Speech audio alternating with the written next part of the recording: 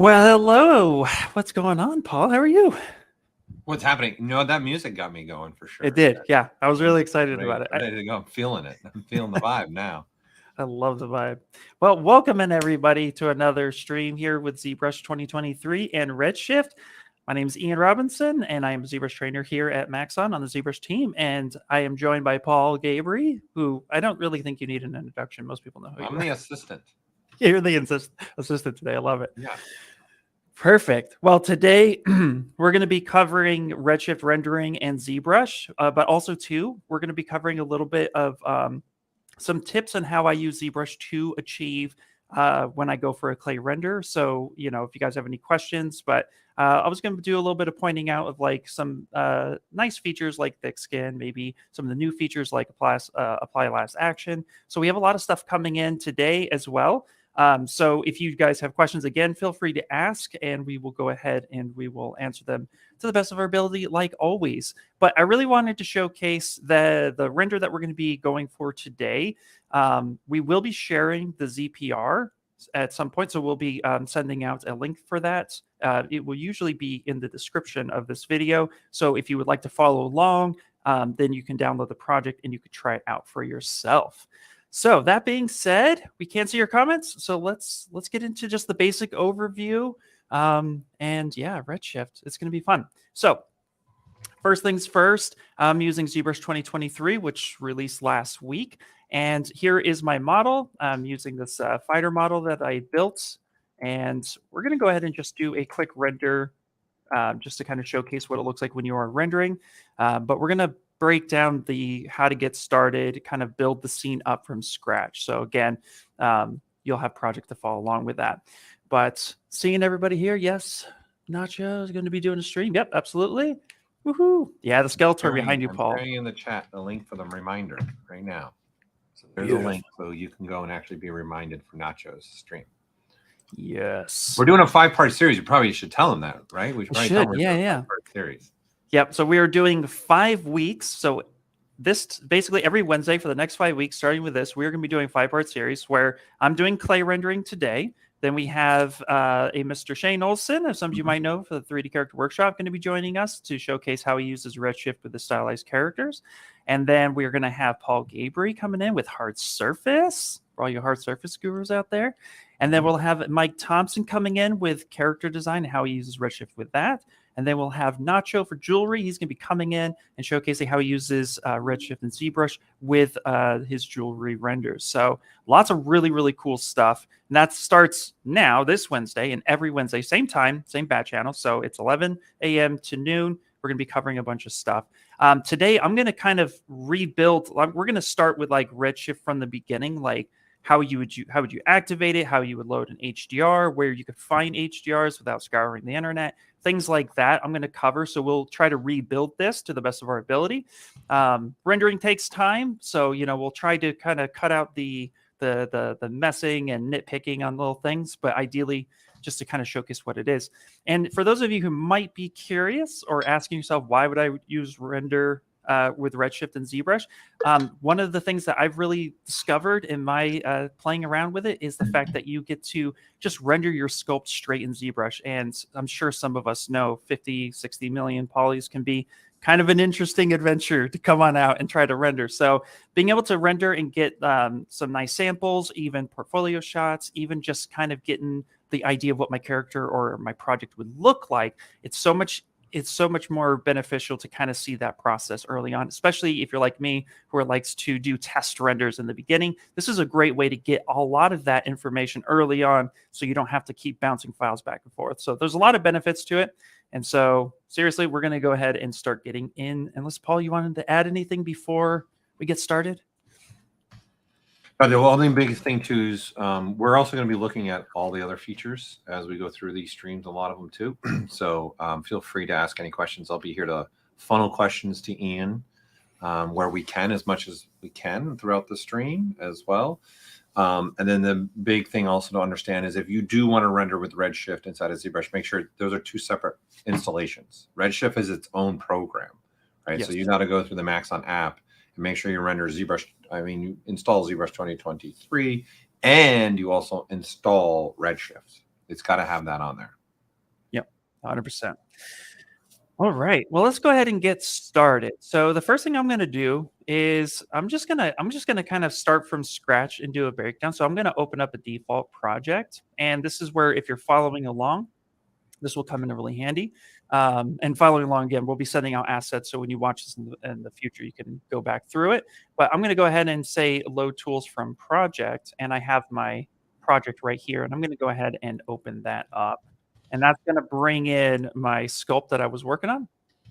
And one of the things I like to do when it comes to rendering is also I do like to establish a viewport size so that I know that I'm working with a size that I would like to end up with when rendering. So if you're doing something for, let's say, Instagram, or you're doing something for a portfolio, those might be two different sizes. So what I like to call out is if you go up to document and come down here to the width and height, you can actually set this to be something like, let's say, 1920 by 1080. And I do this a lot, just to kind of set my scene. And then if I hit resize, it's just going to say, do you want to do that? Say, yep. And then you'll hit Control or Command N if you're on Mac.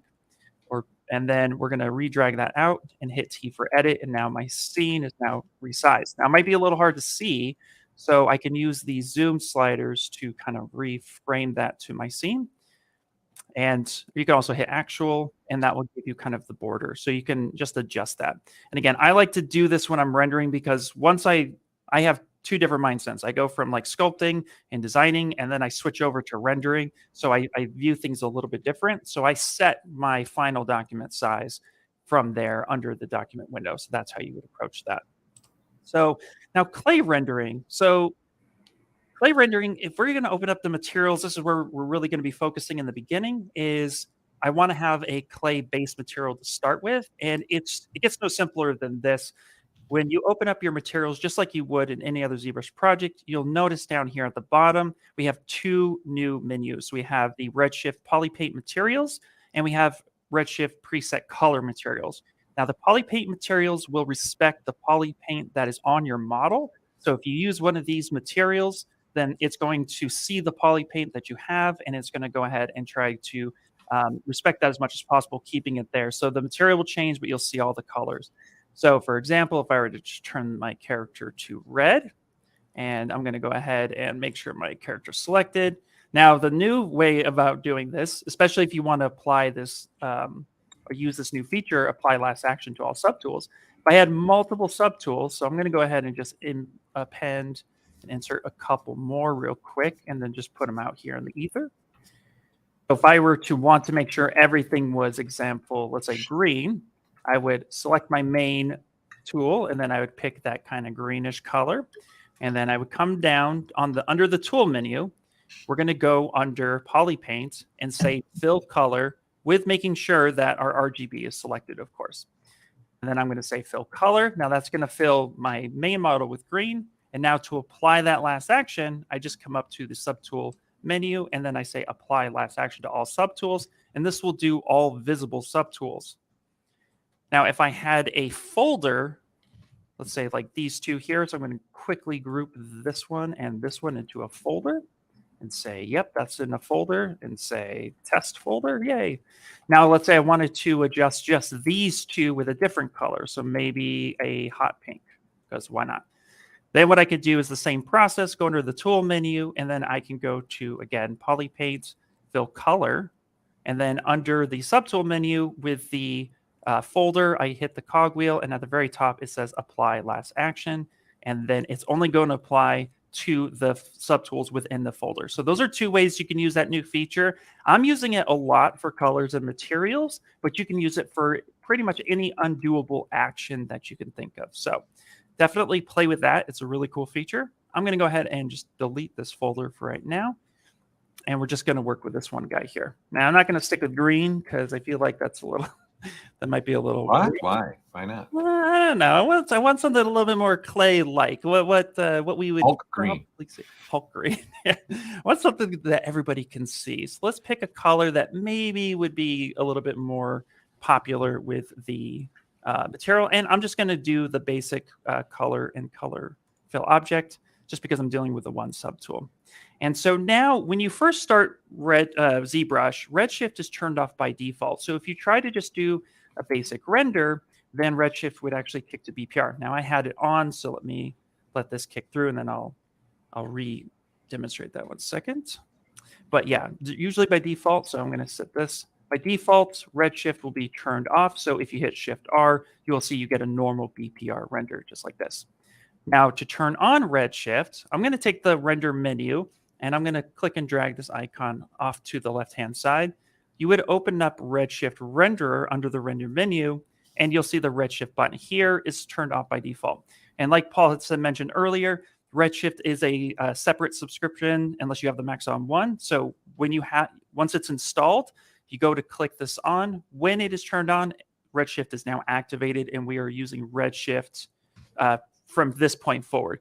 What's really cool, and I do want to point this out because you can combine renders now. You can use the BPR render and you can use the Redshift render. So if any point in time, let's say I want to enhance my ambient occlusion pass, and I really like the settings I get with BPR, I can just come back in with Redshift render, turn off Redshift, and then come through and adjust my BPR AO, maybe turn this on under our render properties, and then start adjusting the BPR AO to the way I would usually do it if I rendered a BPR.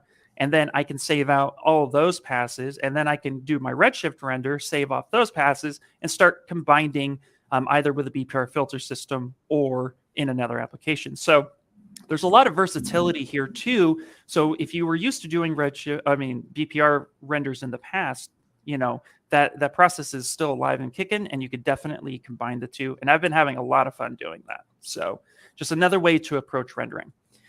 But going back into it, if I just turn on the Redshift render, now Redshift is activated, and I can hit Shift R to do a full render, or my favorite now is render region. So hitting Controller Command if you're on Mac and R together, hovering over a specific spot, let's say his fist, I'm going to hit Control R. That's going to do a render region, and what's really neat is it's just going to take a small section of what it is I'm going for, and then it's going to showcase the actual render itself. So this is really neat if you're trying to kind of see what your render is going to look like without actually having to re-render the whole scene every single time. Now I'm going to go ahead and make sure, let's fill this with a flat material. And I'm going to go ahead and just say material only, and I'm going to go ahead and just fill that because I want to start from scratch, and I had that material baked on. So I went ahead and just filled it with a flat, and that's going to remove all the material presets. So now I can switch between all these different materials that I've used before. And before we go too much further, I would like to mention that Redshift will also respect matte cap materials and standard materials in the render. So if there's something that you've custom built or downloaded that you really like, Redshift will recognize those materials as well. So you can use a lot of materials. You don't have to just stick with Redshift. Very cool. Okay, so let's go ahead and let's pick a Redshift material, and we're going to pick clay because clay is fun. And we're just going to do a render region to kind of showcase what the clay looks like right now. And then I'll show you some settings and stuff like that go through. And again, if you guys have any questions, feel free to jump on out there and scream it because we'll listen. Perfect. Okay. Any questions so far, Paul? All right. Doop. Actually, Paul, I think you're muted. I can't hear you. Right. Let me unmute myself because I don't There want you to go. typing. So let me answer the question that came through from Buttons the Monkey. Right now, which is another great name. You guys are really good with names. I swear, you guys come up with some awesome names for your.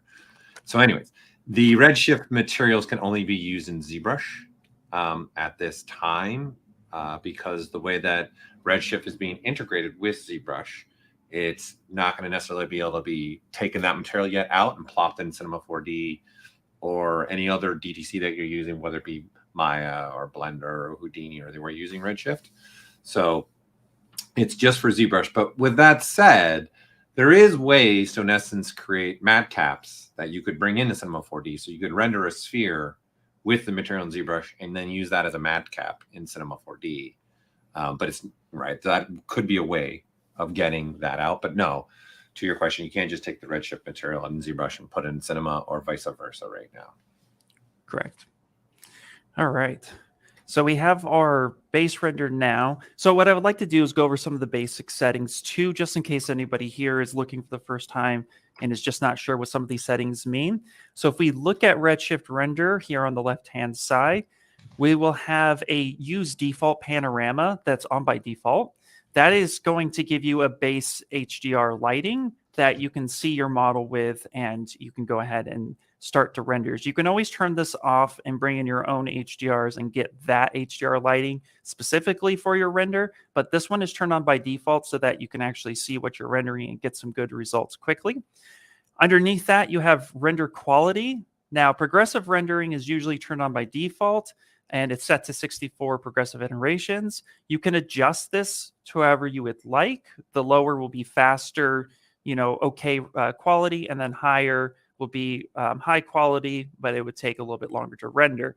So 64 seems to be like the nice little sweet spot where you can do a quick, simple render, but it's going to just slowly give you a render with its progressive algorithm, and then turning it off switches from progressive rendering to bucket rendering. So I like bucket rendering. When I'm sampling, I usually kick on progressive rendering and stay with that just to get an idea. But for the most part, I'll switch to progressive rendering, especially for my final renderings. Underneath that, we have our primary global illumination engine. It's a primary quality and then a secondary. These are set to what we believe is like really good settings out the gate. You can always adjust these if you would like, but I really like the setting qualities that are set to 3 and 2, but you can always play around with that, of course. And then the quality preview in ZBrush and the preview size is how ZBrush viewport is going to see that render.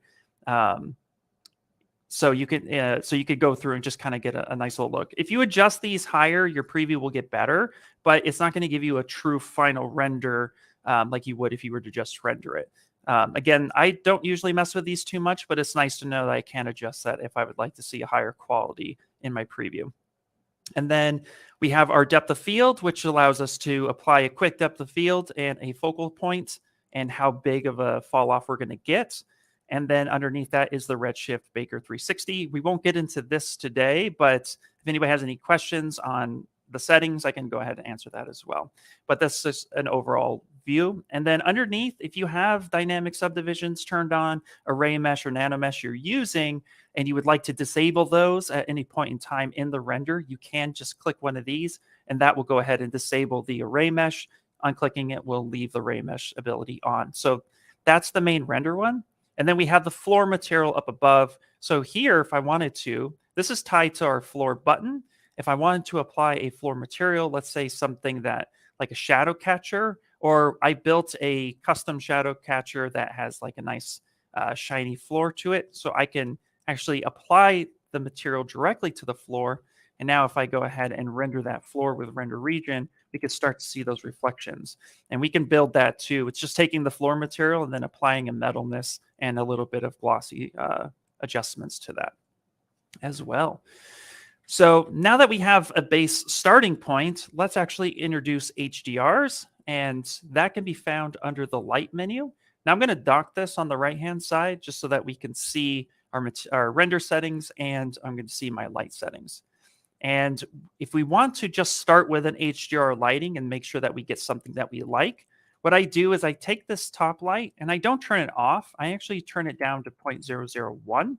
This is almost off, but still allows me to see the materials that are inside. So if you do turn this light off and you pop into materials and you're like, hey, where do my materials go? It's still there. It's just ZBrush needs the light source to kind of to see the previews. So I just keep it really low, and that allows me to still see my materials. So if you run into that, that's just set it to 0.001, and that's a good way to still see your materials and have almost no light information. I'm going to turn off the use default panorama, and I'm going to go again under the light menu, go to background, and now I have this texture. And here I can import the HDRs that maybe I have loaded in from previous downloads, that stuff I've used in other applications. And we now not only look at HDR files, but we also look at EXR files. So I could come through and import something that I really like. Or what I can do is I could open up the light box, and then under texture, there is a panorama folder, which is the first folder. I'm going to double click that, and then it's going to start loading the default images that we had here previously, and then some EXR. So I can actually select maybe this one and then double click it, and that will auto populate that into that background menu. So I can either import my own, or I can go ahead and double click one of those and bring it straight in. So ZBrush is shipping with some HDRs that you can use out the gate, which is nice. And then from here, the HDR is tied to our perspective distortion. So if I turn this off, I'm going to get a little bit of a flat color, which would be really cool if you just want like a nice simple flat color from your HDR. If I turn it on, it will actually bring that HDR background in. And then if I go to my draw size and I adjust the actual focal length, let's say 18, I can start getting more of that HDR, or less. I can zoom in further. So I can adjust how the HDR is being seen. I personally don't use the HDR backgrounds as default. A lot of times I'll blur them out, or I'll just use a flat color, which what we can do is actually just hide the background altogether by turning the on button off. And now it's going to use that HDR on lighting, but without the background. So if I were to render this now, so let's render region as face, it's going to come on, and it's going to just use the lighting from the HDR. Yeah, that's important. That's an update to ZBrush. The fact when you load an EXR, when you change your focal length of your camera, it's going to update based upon that camera angle now. So that is something that is new to 2023 that he just showed. Yep, and I love it. I love it. It's super cool. And now I'm going to, so if you want to edit your HDR, notice it's a little dark right now, and I want to be able to see more of this. So I can go back to the background and turn this on, and now we can get some edit features happening. So the gamma set to 2.2, which is what we think is the best default gamma for all HDRs when we load them in. It sees it correctly, but you can adjust that at any point in time. On the Windows side, that's key. On the Windows side. On the Mac side, it's going to be different. Okay. Thank you. And then we have exposure set to 1, which is the overall exposure of the HDR. And then underneath that, we have the redshift exposure. And what's the really defining distinction between the two is the exposure, again, will do the overall HDR lighting. So that affects your model and that affects the background of your scene. But the HDR redshift exposure affects how your model sees the light. So I could turn down the exposure to say something like 0.1, but then I can increase my redshift exposure to, let's say, 3.5. And now if I were to do a render, I could start seeing a balance between the how my model sees the light and how the overall scene sees the light. So you can really start to play with this. Now that's pretty dark and exaggerated, but let's say I want to do like a 0.5 exposure and then leave it at 3.5, come in and sample render region, and get a sense of how my model sees it. Of course, I don't use just HDR lighting to light my entire scene. I do use some of the other default lights that we'll set up here in a second, but I like to work with one light source at a time. And now I can start seeing my model a little bit with a nice little rim behind him. So this is already looking pretty good. I'm actually just going to go ahead and kick up the base exposure just a little bit more and get a sample again. Perfect. So you can start seeing how you can just quickly come in and start adjusting. Once you like something, I can go ahead and actually turn the background from on to off. And again, that's going to render the scene with just the model and no HDR background. Before I do that, I would like to point out we have a few more options there, which some of you might be familiar with, which is longitude, latitude, tilt, and blur. So what's cool about this is that not every HDR is built the same, and the lighting information can change. So I can actually adjust the longitude and latitude and even the tilt, and then do a test render. And that's going to adjust how the HDR lighting is affecting my model. So if you want to mess with those settings and dial in exactly where the HDR lighting is coming from, you can mess with those sliders. Or you can click, if you know exactly, like I really like this set at 000, so you can go in and type those. And then that gives you that response. And then the blur just blurs your background. But again, it's really neat because you can get some really cool effects with this.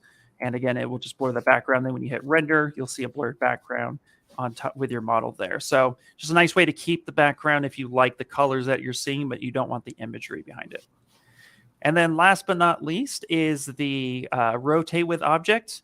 By default, when I'm moving around, it is set to rotate with my object. So as I rotate the camera around, the object in the HDR is going to move. But let's say I really, really like that background. So I'm going to uncheck rotate with object. And now I can go ahead and rotate my scene. And the HDR stays true to where it's at. So you can go ahead and kind of play with what you like and get different results and stuff like that. So, and then of course I can always change this back to how I would like. So completely up to you how you would like to play around with that, but just really a lot more control, which I really, really love. Nice. Checking chat here for a second. Perfect. Perfect. Okay. So now we're going to cover just some of the material settings, but of course too, if there's questions, feel free to throw it in there. They're asking for you to show the slime bridge in this stream as well. So oh yeah, in fact, I will happily show that right now. Slime bridge is really, really cool. So let's come down here. Let me just open up this guy. And what I'm going to do, let me hide my HDR real fast and I'll showcase slime bridge. So let's go with a standard material or a basic material. And I'm going to kick that lighting back up to 0.85, which is our ZBrush default. Yes, slime bridge is really awesome. So with slime bridge, what I want to do is this feature requires to have multiple objects within the same subtool. So for example, if I wanted to bridge a sphere with another sphere, I'm going to go ahead and control duplicate this. And let's actually bring this up here. And then I'm going to clear that. And so with slime bridge, it's actually looking at the mask and then bridging those two together, which is the simplest way to talk about it. So I'm going to create a mask right here by pressing Control or Command and painting a mask here. And then I'm going to paint a mask over here to connect these two together. And then I'm going to come on down to Slime Bridge, which is under the tool menu. It's its own menu, so you can open that up. And then now you can adjust either your tension, bridges, branches, or capillaries. So I'm actually going to, I wanted to say capillaries because I know he said capillaries. Oh, you're going Louis' route, huh? Like for a second, I was like I thought it for a minute. And then so Slime Bridge, and now it's going to connect those two tools together. And what's really neat is turning on the wireframe. Now I can say, you know what? I really loved this guy right here. I like those. I can also go to polygroups, auto groups, and isolate these just a bit further. So I could say like, yeah, I really, really like this one. I want to take from there. So you can come through and start grabbing, picking and choosing the ones that you really, really want, especially if you're going for something like drool or saliva. What's also neat, though, is that I'm going to paint one mask. And I'm going to go back up the slime bridge. And I'm going to loosen up the tension. I'm going to drop the branches and the capillaries. And I just want a few bridges. And I'm going to go ahead. And now I can start getting some loops. This is really cool. I've gotten some really neat loops this way when I wanted to make like an ornament. I've actually played with this. And it's like, hey, there you go. So nice way to create some really cool stuff. And again, you could just need one mask by itself, or two masks to go ahead and make that work. If I throw the tension all the way up, it's going to really stretch that so you can get a lot more effects, which is fun. This is such a cool feature. I love it a lot. Yeah, I know. And you threw in dynamics when you were playing with this too, which is a great. Someone brought up Sculptris Pro and using it with this as well. Yeah, and then don't forget about dynamic brushes, being able to manipulate this too. Yeah, perfect. So that's Slime Bridge. And yeah, I really love it. And yeah, so it combines well with a lot of things. Yeah, I use dynamic like Paul was saying because it's just kind of neat to see what effects you can get. All right. So now, did that answer the question someone was asking about Slime Bridge? Did you have any specific questions about Slime Bridge? Yeah, definitely. No, Bridge in the keep streams. going. Also, it's tailored for roots and vines. Absolutely, yeah. What's really neat is we really want to see too how everybody uses it. I have a feeling there's going to be a lot of symbiote style sculpts, but I've used it for saliva. I've used it for the ability to just quickly connect two things together that I wanted to have. Like you could take it down to like one bridge and tension, and then connect something a lot faster. So there are a lot of really interesting ways to utilize it. So at its base core, it seems like pretty simple and straightforward, but then to be able to kind of grab the stuff that you want and be able to manipulate the mesh further with other ZBrush tools is going to be super helpful. So definitely give it a shot. All right. Yeah, saliva so far. Perfect. Yeah. All right, let's move back to the Redshift render if that answers that question. So I'm going to go back and pick clay. Now, for rendering them or for editing the materials themselves, you could usually you could usually edit any material under the material menu under modifiers, and Redshift materials and ZBrush is no different. So I'm actually going to go ahead and open up the material menu and dock that to my left-hand side. And now I'm going to open up the modifiers tab. And you might notice that there is a different list altogether than, let's say, something like a matte cap. If we look at the matte cap menu, there are, a few different things like cavity, intensity, monochromatic, depth, etc. But with Redshift, you get a different menu. So going back to the clay, you can see here that we start off with some diffuse weight and some diffuse roughness. And then we move into metalness. Now, what I like about this menu is that things are grouped together that makes sense. So when you're looking at this list, looking at metalness and then reflect color, roughness, IOR, etc., it's actually everything that reflects, is together, is grouped together. So metal would obviously have some sort of base reflection, and then you can work on top of that. And then we move into refracting. So we have the refract weight, and the roughness, IOR, samples, that's all grouped together. So when you're looking at these materials, if I were to come to subsurface scatter, which is right down the list, you'll see that everything that affects subsurface scattering is grouped together. And so it makes editing these materials a lot easier because you can come through and turn on the things that you want and leave the rest alone. For example, if you see refract weight or sheen weight or coat weight, that's turning on that ability. Right now, I have coat weight turned on to 1. If I turn coat weight down to 0 and then do a render, it's actually going to kill the coat weight altogether and just not have it on. So you'll be able, even if you have coat roughness and coat IOR, it's no longer affecting the material because the coat weight was actually turned off. So that's a quick way where it's like, I just don't want that effect on, but I don't want to change my settings. That's a way you could quickly turn that on and off. And you can also, of course, it has a decimal setting, so you can set it halfway, etc. And then, of course, we have sheen weight, same thing. If the weight is set to 0, then the rest of that is also turned off. So you don't have to worry about turning every slider down to 0 that says sheen. Just turn the weight off, and that will do that as well. At the very bottom, it might be a little hard to see just because they're all white, but we do have some color swatches that also affect the material.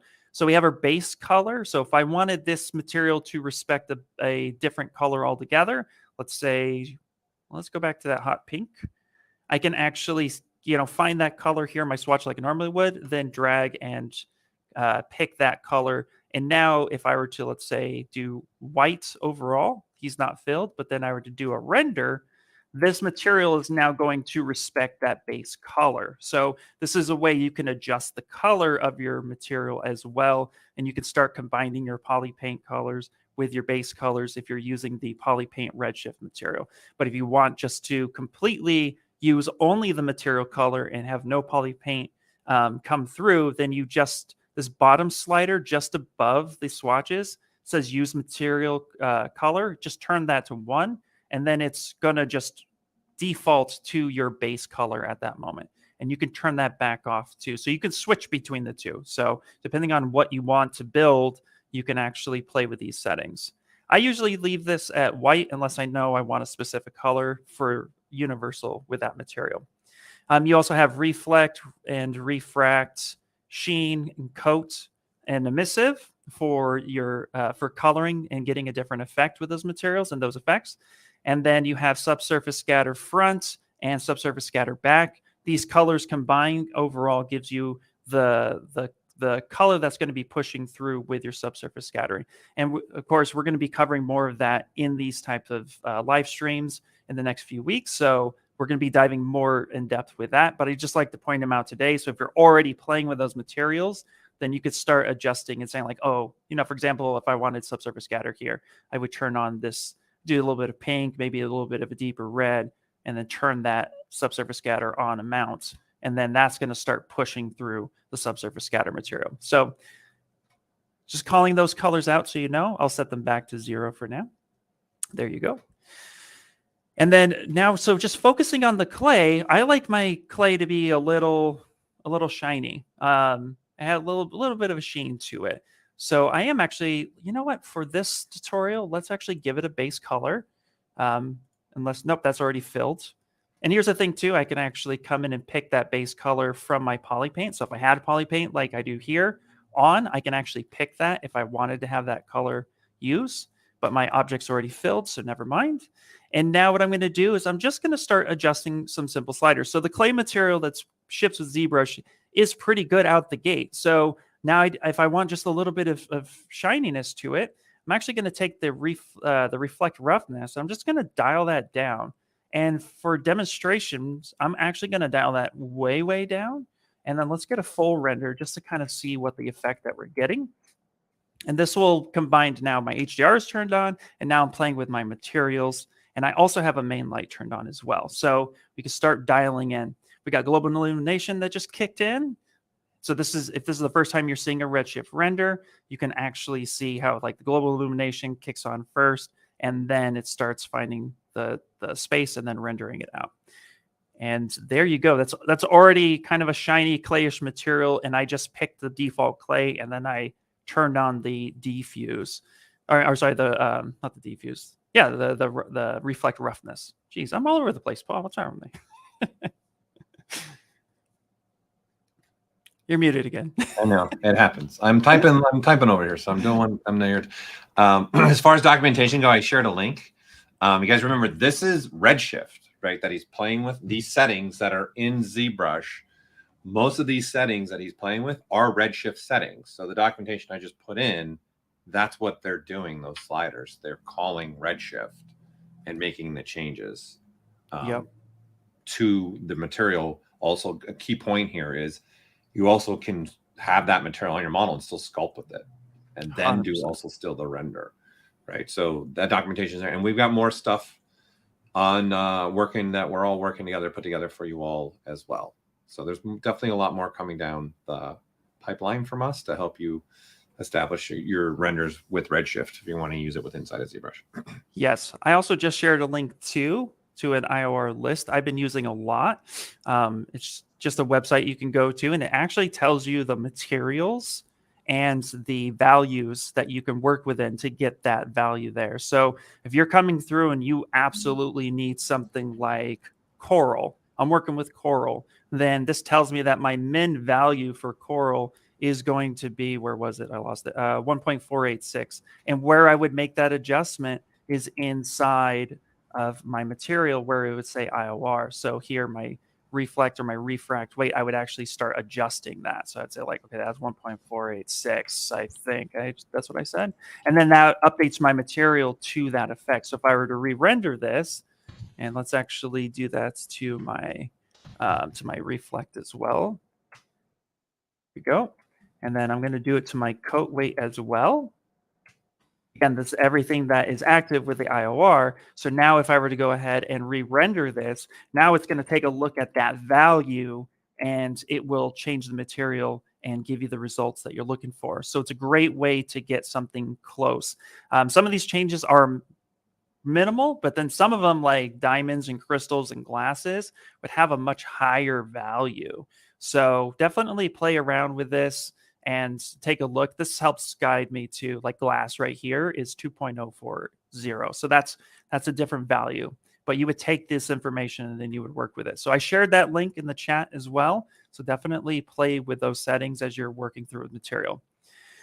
And I just want to note too, before we go too far into it, if you find something that you really like, you're spending this time building material, just like any other ZBrush material before it, you can come through and save this out and then say, yeah, this is my clay material. This is what I do. Boom, done. And now if I want to load that up, what you can do is, of course, I like to just pick a material that I don't usually default on.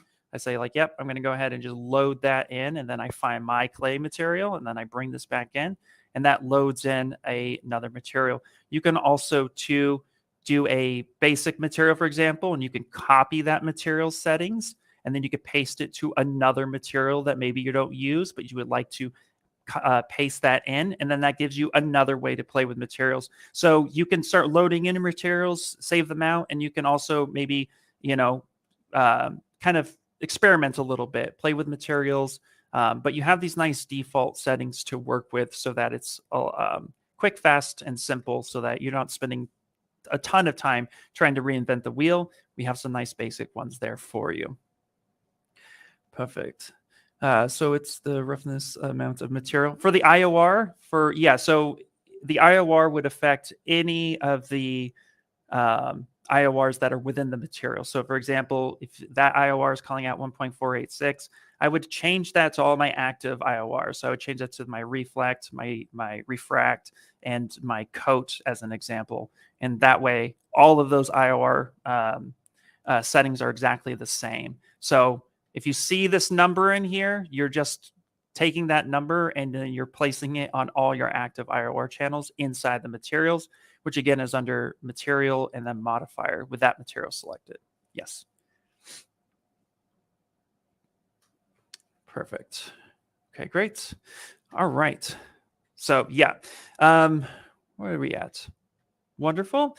Now here's what's really, really cool. So let's actually move this back. Let's see. Let me pick my clay material and I'm going to set the IOR back to 1.5. In fact, you know what? I'm just going to go ahead and just look real quick, make sure maybe we can adjust that. So let's see. If I wanted a chalky material, 1.50. So perfect. Yeah, 1.5 is perfect. So I'm going to go ahead and just set those values back because that's what I'm utilizing. And then from here too, I like a little bit of sheen to my clay.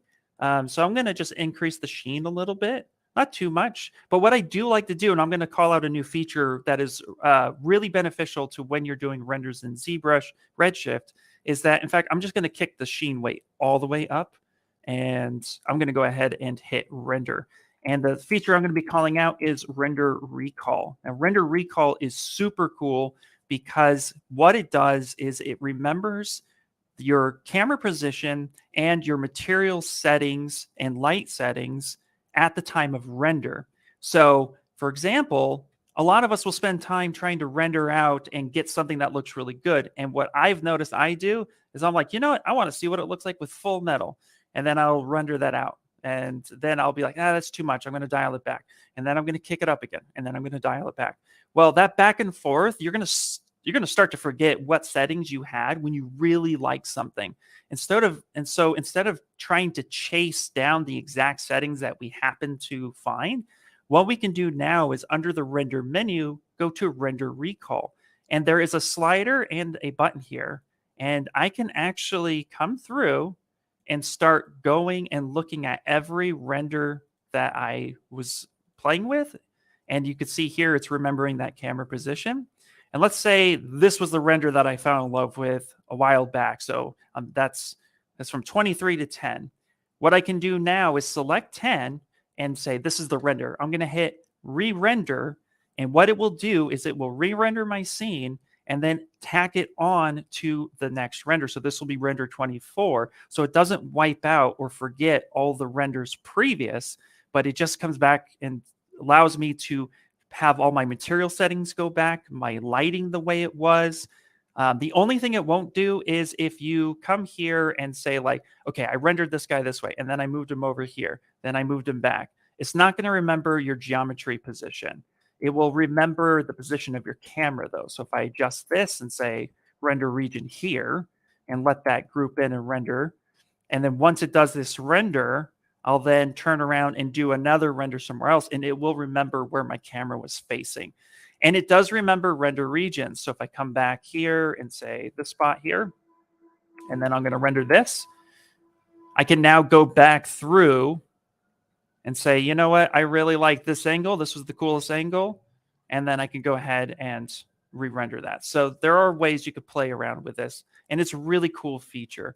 I would also like to point out too that I've been using this a lot, which has been in ZBrush for a while, but going to draw and storing your camera, this works with perspective. This is the best way. I tend to come in and start setting, be like, that's the front angle, and then maybe this is the side angle, so I'll store those. And now too, I can come through and flip between it. So I don't have to chase angles. I recommend doing this instead. But it's nice to know that render region is there, or render recall is there for you to always go through that. So, all right, all right. Also, hello, ACube. See you in the chat. Welcome, welcome.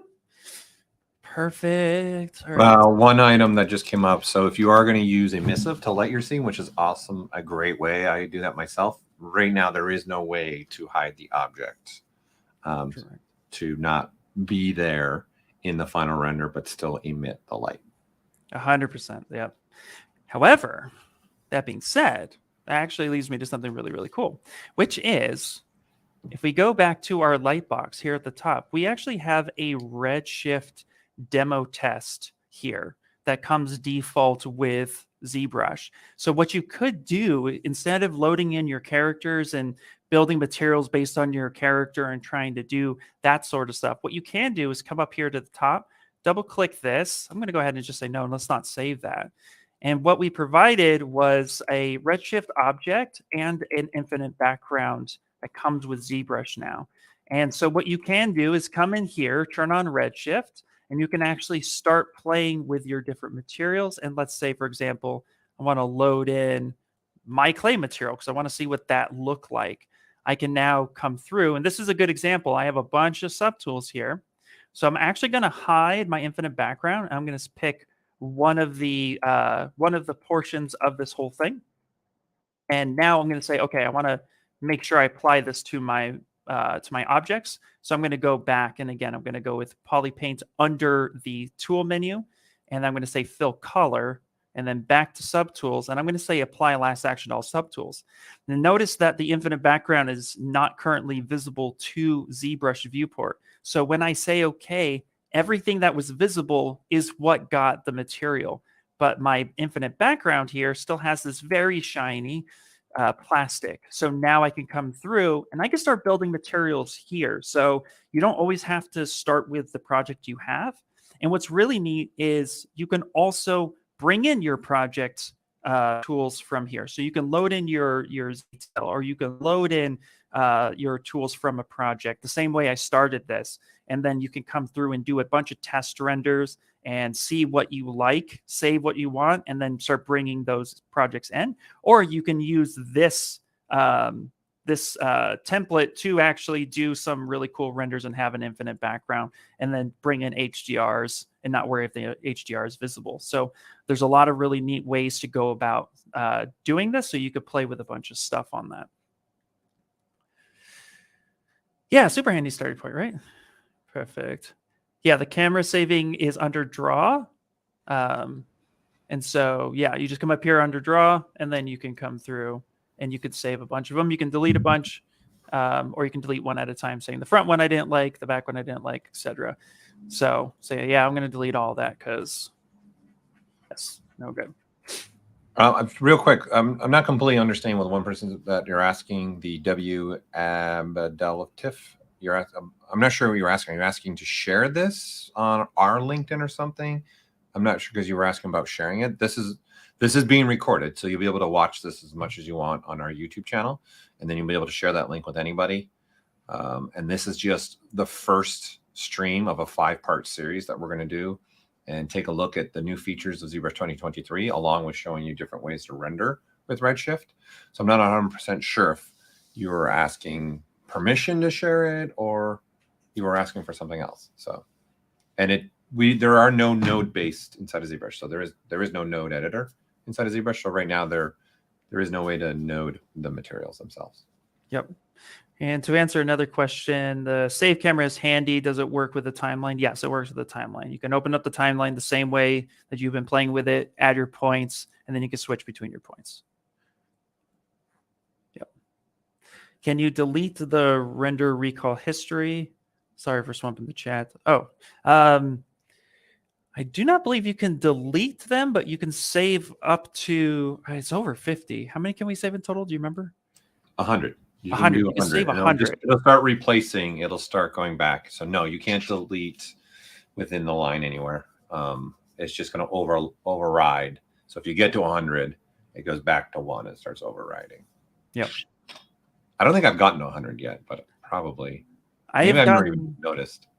I've gotten to 60 something before. I'll tell you why I probably never get to 100. Because when I start playing with rendering, I go, oh, this looks good. And I start playing, no, this looks bad. No, this looks real bad. No, this looks worse. And I always end up going probably backwards a lot. So I actually really like that feature a lot because I think every render that I personally have done with this, I've used that and gone backwards instead of going where I was, honestly. Yeah. And that's what I love about that recall. Get down, recall. I just had to do it once. Yep, 100%. Yeah, I'm the same way. When I start rendering, I usually know what I want, so I get in there and I save a bunch of stuff, and then I'm like, ooh, let me try this one thing, and then I try too many times. It's broken. It looks horrible, especially that like I come back the next day and I'm like, what did I do? This looks horrible. So then it's nice to know that that's there while I'm playing. I can kind of compare where I was and where I'm going and understand that I can back up in time. So that's definitely handy for me. The other thing I wanted to showcase too, since I'm trying to make sure that I cover all the basics of Redshift and how you guys can get started making your renders right now, is there is a Redshift property under subtool for each subtool. So if I go under subtool and I have a selected subtool, and I come down to the bottom under extract is now Redshift properties. And then you open that up and that's a smooth surface, which is on by default. And what this will do is you might notice here, let me see if I can get a darker, more, let's see, let's get a darker color. This is pretty purple, so it might be a little hard to see. So let's say, do you think red might be good? Let's try red. So I'm going to go through here, grab the RGB, and I'm going to fill. Actually, before I do that, I'm going to just hide this guy right here. Let's actually group everything together just to make our lives easier. So instead of hiding everything, let's do what I did before. I'm actually going to pick this part here, and then let's actually group these all in a color. So I'm going to hide that one, Control F or Command F, and say that this is my test object. So now I have this, so I don't have to keep hiding. And then I'm going to come through here and say, fill that color with red, come up to this little cogwheel and say, apply last action. Again, just really making it simple. But what you might be able to see if I turn on the wireframe is that I got a lot of faceting happening. But when I make a render, it's actually going to smooth that down a little bit and give me a little bit more of a smoother surface. Now, if I didn't want that feature on, I can actually turn that off and then get that effect. So if I turn this off, smooth surface, and then do apply last action to everything. Now when I do a render, let's see if we can see it, you'll actually see that faceting within the object. So the smooth surface is going to essentially just give you a smoother look without actually having to subdivide up all the time. Now you might still see the points of what your geometry is. So if you have nice sharp points like here, you would still see that within the render bit under smooth surface because it's just smoothing the overall. But it's a nice way to kind of just add just a little bit more and still work with low polygon objects without having to worry about subdivide. So you could just go ahead and do that. And this also works with dynamic subdivision. So you can, again, turn on dynamic subdivisions like you would before and then render with that. And so smooth surface just adds on another layer to maybe kick down the faceting a little bit more. But as you can see here, I start to get that faceting. And then if I turn the smooth surface back on, say apply to all, say perfect. Now I'm going to go ahead and re-render that. Now that's going to give me a smoother look to my object. So just a nice way to kind of go through and not have to worry about it. And you might be able to see a couple of the points of the actual geometry, but overall, it does a really good job smoothing things down so that it looks nice and clean, which is what I like the most. Perfect. Doop. So as you guys see too, well, again, a lot of the benefits of rendering Redshift with ZBrush 2 is the fact that we're able to get really fast renders. And I like to point out that I'm live streaming while doing this because I've tried this before on my own personal channel, and I get robotic and I get kind of crazy. It's like, rah, rah, rah. So here it's like nice to be able to render, play around, and still be heard. Hopefully I'm coming through cleanly. If not, you could tell me. But it's really, really nice. So that was the other feature too within Redshift properties. And again, that's also able to do the apply last action on top of it. Awesome. Okay, great. Let's see, go through.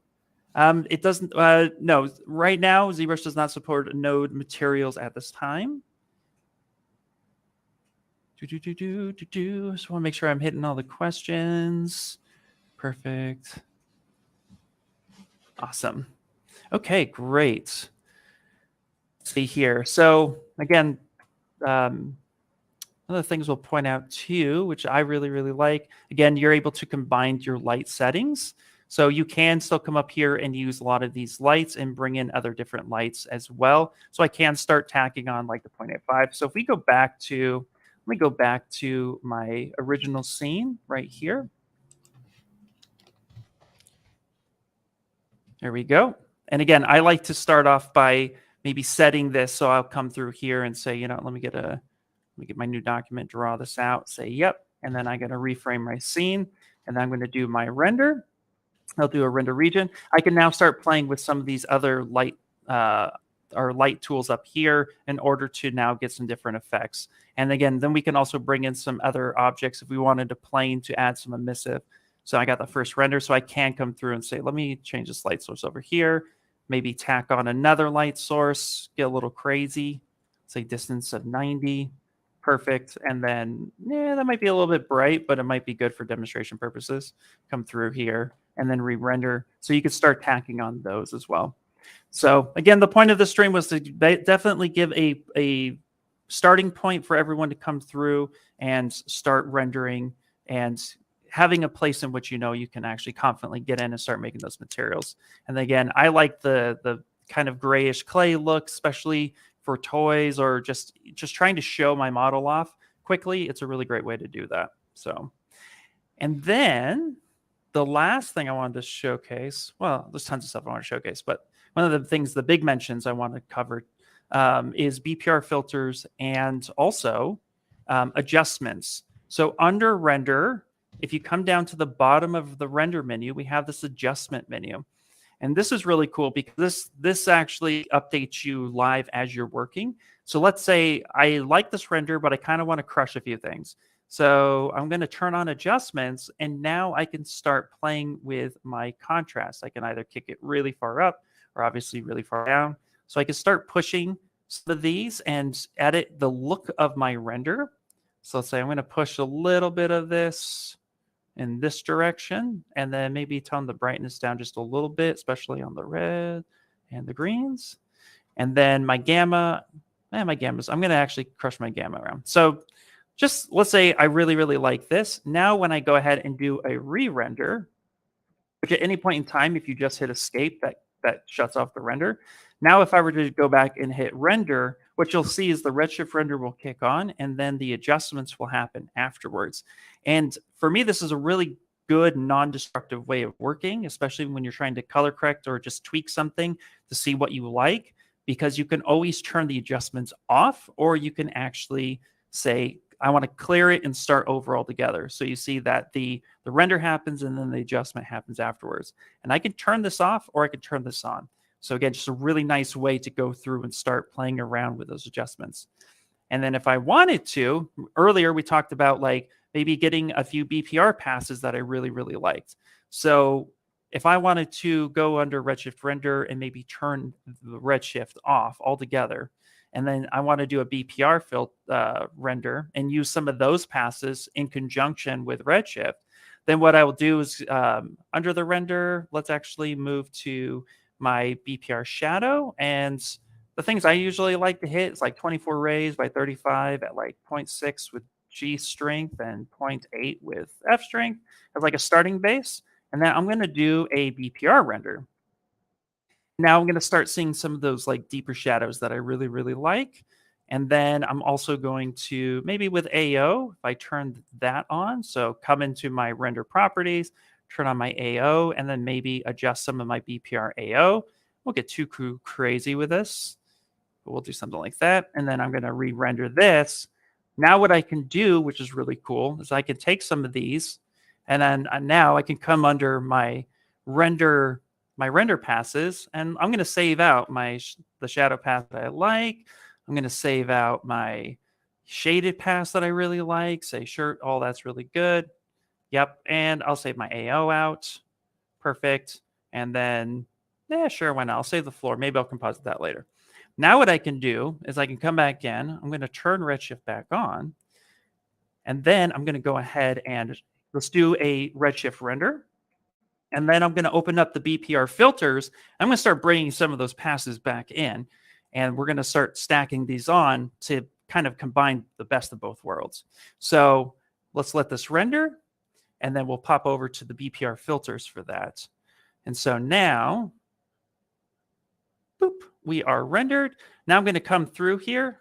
I'll turn this one off. I'll turn on the BPR filter number 2. I'm going to come through and say, let's do a texture overlay. And then I'm going to pick that texture.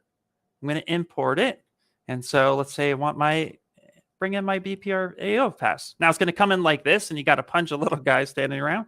But that's okay, because I'm actually going to take the texture overlay and I can drop that to, let's say, 0. Boop.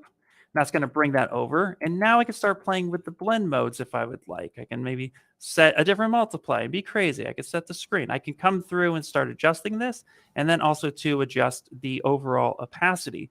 Now, what you might notice is that when you start playing with BPRs with Redshift, once you're done with the BPR and you want to see what it looks like overall, you then just re-render, and then it applies the effect on top of the actual render. So these are ways you could come through and start stacking some of these on, getting a little bit more of what you would like to have. So, yeah, there's a great question, Ian, about the global illumination. About, is there a way to turn it off? So we should probably show that, because that'll speed up your renders if you don't want to take advantage of global illumination when you're experimenting. 100%. It's a great way. I also like to use progressive rendering when I am experimenting, and drop the quality quite a bit, so I can just even get renders faster. And on top of that, there is one thing I do want to highlight: the benefit for Redshift being inside of ZBrush. Some of you have been talking and been rendering, having a lot of fun. I'm sure you may have noticed that your very first render takes the longest than any other render if you're messing with the model. And that's because we've done something special to try and speed up the render time, right? Because Redshift is its own program. We have to send the data to Redshift. So your first render is sending all the data, information. That includes the model, the millions of polygons, everything else like that. After that, if you got this model and you're still playing like Ian's been doing this whole time, we don't need to send the data again. So your render times are going to get 4 times faster in some cases than your first render. So that's also important to understand, is your first render sending everything. And then from that render out, as you're playing with the model, we don't need to send the model again. This is the benefit of also it being Redshift with inside of ZBrush. Yep. All right. So to turn off global illumination, it's really, really cool. So the primary GI is set to 3 and the secondary is set to 2 by default. If we want to turn off global illumination, again, just kind of showcasing, I'll hit a render real quick just to see, boom, there's a global illumination. So all you need to do is go to the primary GI engine quality, turn that off, and turn secondary off as well. So now when I hit render, it's just going to skip the global illumination pass altogether, and then it's just going to go through and process just the main render. So like Paul said, this is a very fast way to come through and start rendering quickly to get your results and see what you like. Of course, too, like, with emissive lighting, for example, that might change the look and feel of it if you have global illumination turned off. So especially with emissive. So when you're playing with those features, turn it back on and see which result you like over the other. And so for me, I usually keep it at 3 and 2 because I just like the look and feel of it. But that's the way you can turn it off. Can you render multiple materials at the same time? Do you mean like, my model has multiple materials and then I just apply that? Yes, absolutely. So, for example, if I understand the question correctly, I can say, yeah, let's make his head leather. So this is the same subtool. So I'm actually just going to come through and just say like, yeah, let's fill that with leather. And then let's hide the rest because I have this poly grouped out.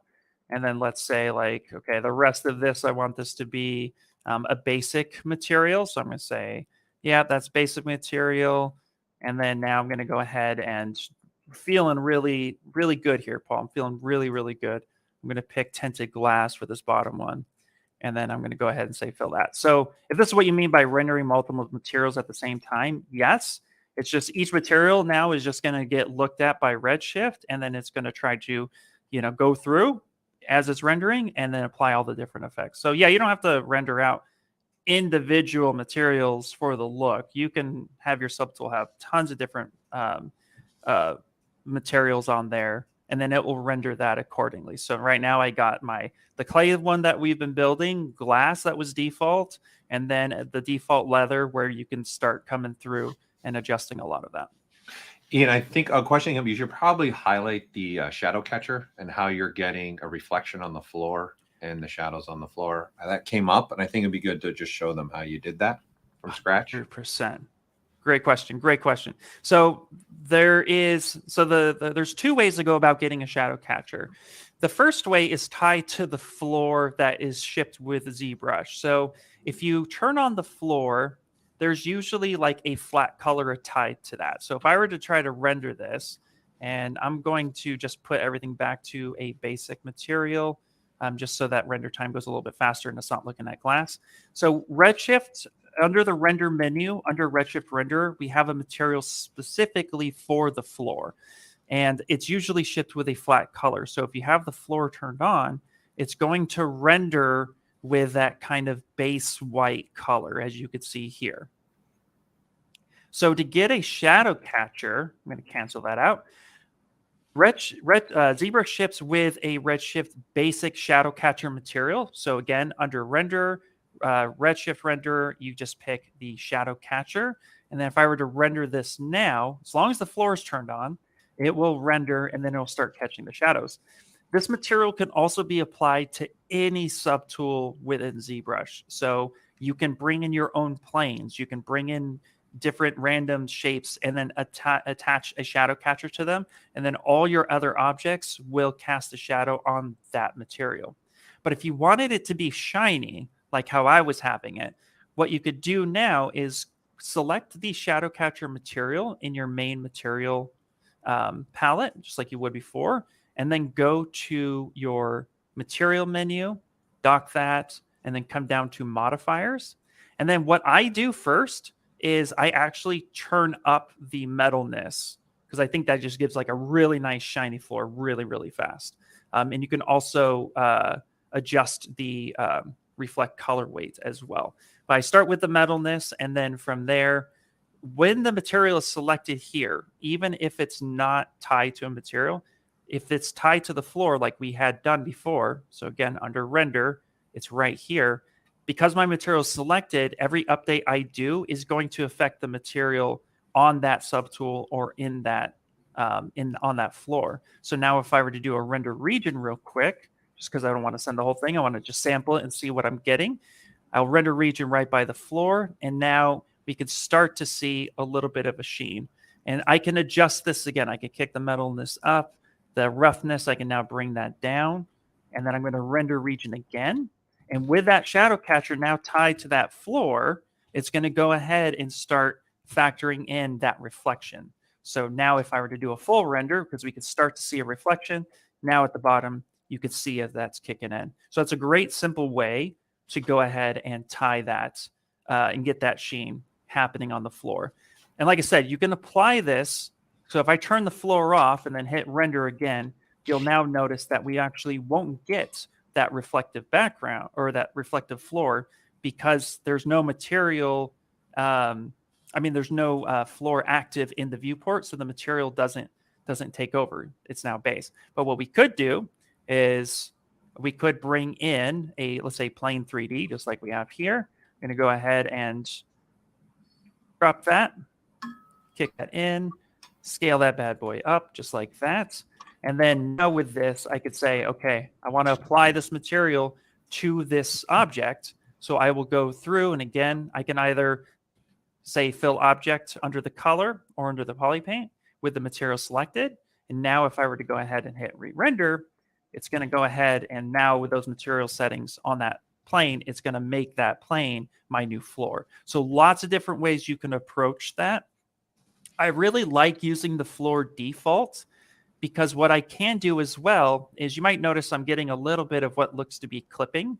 And that would just means that I need to expand the floor or the object. Here with the floor selected, I can actually come under draw, and I can actually adjust the grid size to go further back, have more tiles as well. So now it's actually, it gives me that more infinite background look, because there's more surface area of the floor to actually catch that shadow.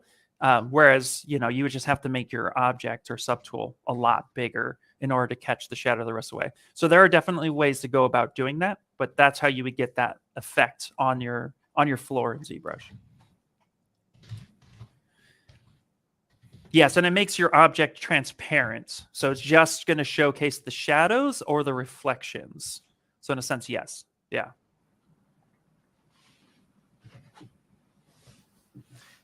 Just make the object invisible, render. Yep. So you'll notice that when let's turn this one back on. I'm going to turn the floor off. So I have this plane right here. You can see this is my plane geometry. It's visible here. Let's actually just scale this up. Oops. Pull it up a little bit more. Let's back up here. Just want to make that bigger. Perfect. Make that bigger. Zoom in more. Yay. There we go. Now from here, I'm going to go ahead and hit render. And you'll see the shadow on the floor and the transparency. I'm sorry, the reflections, but you won't see the floor itself.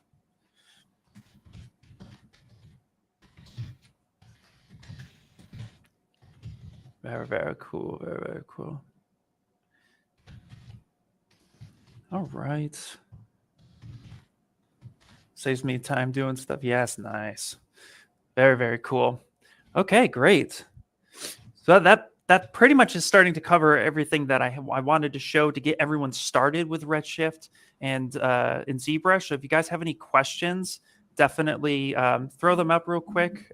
Paul, if there's anything else you wanted to cover. Yeah, the only one, buttons the monkey. So like as I typed, the dynamic subdiv, it's in essence is an update to L symmetry, local symmetry. So now you can rotate your model anywhere in space and keep symmetry. So it's a pretty, this is something a lot of you have been asking for many years. You can reset also your symmetry plane line, because it's dependent upon it's using your gizmo in essence to set your symmetry. So there's two ways to do it. You can use ZModeler, or you can even use posable symmetry if you have geometry that is symmetrical on the axis itself. Yep. And what I like to do, especially with the supply last action, so if you have a lot of things that are symmetrical from the beginning, you're doing things in T-pose. So you have the jacket, the arms, the body, you have pants, everything is truly symmetrical right now. And you want to be able to have like a point to call back on any time. Wow, this light is super bright. Let's turn that one off and turn this one back on. There we go. What I like to do now, this is again another way to use that apply last action, is I like to go to my geometry stager and I'll set my home stage, and then I'll come up to apply last action and have everything set at that home stage. So for things that need to stay truly symmetrical for a long time, but then you want to be able to work at a targeted stage. For example, let's send this off over here. Let's rotate the sphere. Let's do this. And now my sphere is all over the place. And I'm going to grab my just a basic sculpting brush, turn on local sim. Right now I'm sculpting on this symmetrically. Then I can come back to my geometry stager and set that target stage. So at any point in time, if I'm like, man, I don't know what I did, but things are wonky. Now just switch back, and then you can reset that gizmo. I'll just clear that target stage and then reset it, coming back over here, and then I can adjust and say, all right, now this is where I want my object to live. And then I can turn on that local symmetry and continue to work symmetrically off over time. So I always have a point that I can call back and reset things if things get, if I'm the guy who gets everything out of control. So hold on a second. I need to drink something. I've been talking.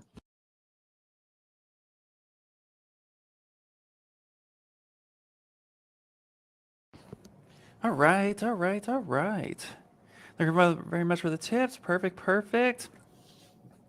Awesome. So that's how I like to use it. Yeah, that's a great way to do it. Yeah, that's one way. And then Buttons the Monkey. If you have more, I would say the best would be to make a ticket on our support, and that way you'll be able to communicate with us back and forth a lot with one of us, so we can share things together as well.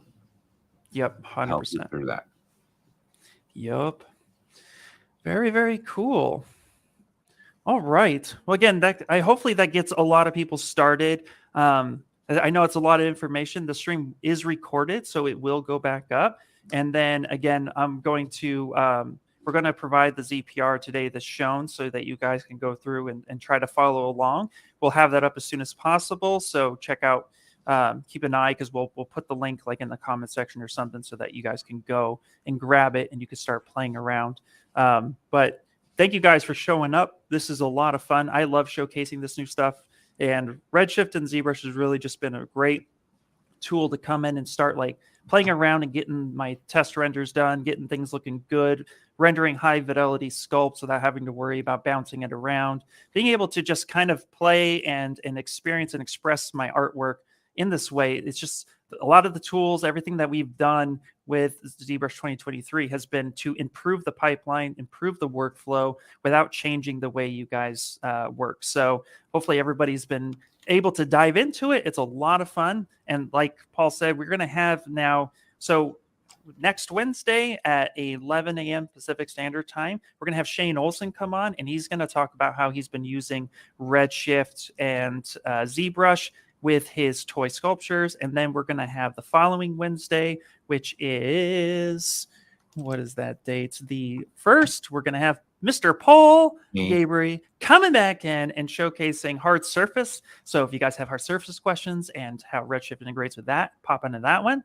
And then on the 8th of February, again, all 11 a.m. Pacific Standard Time, we're going to have Mike Thompson, who's a world-renowned sculptor and illustrator. He's going to come in and showcase how he's been using Redshift and ZBrush. And then we have a Nacho, who's coming in with jewelry and rendering in Redshift with jewelry, ZBrush. So a lot of really cool stuff. You're not going to want to miss it. It's just amazing content. So for the next 5 weeks, well, next 4 weeks now, we're going to have a lot of information. Plus, we are going to be dropping a Getting Started in Redshift with Anna Carolina series coming out. So hopefully that'll be out soon. And then we'll be sharing that on our socials as well. So there's going to be tons of information. And like Paul said, you can always hit us up, ask us questions, and we'll get back to you as soon as possible in order to get you in the right direction. So yeah, so thank you guys. It's been a lot of fun for me. I love coming in here. What's the question? Paul, is that the same? Someone available to that's a great question. Hold on, let me look. I don't think it is. I think this is a hat that was our first ever ZBrush hat. Hold on. That's an important question. We got to answer it because the beanie is at the Maxon store. The beanie's there. Oh, you love the beanie, and now there's multiple different colored T-shirts now too. Yeah, I believe. Hold on, let me look. I think this is what they call the dad hat that's on the store. So I don't know why they call it the dad hat. I don't know where that name. So it's form fitting to your head, and the one I have is not doing that. I don't think. No, I disagree. No, I don't think it's. It looks like the dad hat from the image. So this one is like this is like the very first one that we did, a black and white cap. Well, if you guys like the beanie, I will share a link to that store as well. You guys can definitely check that out there. Super comfy, nice and warm. And I know there are parts of the world that are a lot colder than California. So definitely, if you need a beanie, it's very comfy. It's really, really good. I'm a spokesman for the beanie. It's just I have to have it. All right. Perfect. Well, that being said, thank you again, everyone who's come in and watched and stuff like that. If you guys have any questions, feel free, especially if you're watching this after the stream or you come back and you're like, oh, I had a question I forgot. Comment in the comment section down below. We do see the comments. We do come through. And so we can always answer the question there. But again, don't be afraid to reach out. And if you're rendering and sculpting in ZBrush and having a good time and you want to like, feel free to tag us with like hashtag made in ZBrush. Tag us on our socials. We're on Twitter. We're on Instagram. We're on TikTok. We're YouTube. We're everywhere. So you definitely can hit us up because we love to see your guys' work. So feel free to mention us. And that being said, we're going to call it. So everybody have a great, fantastic day. And we'll catch you next week. I'm excited.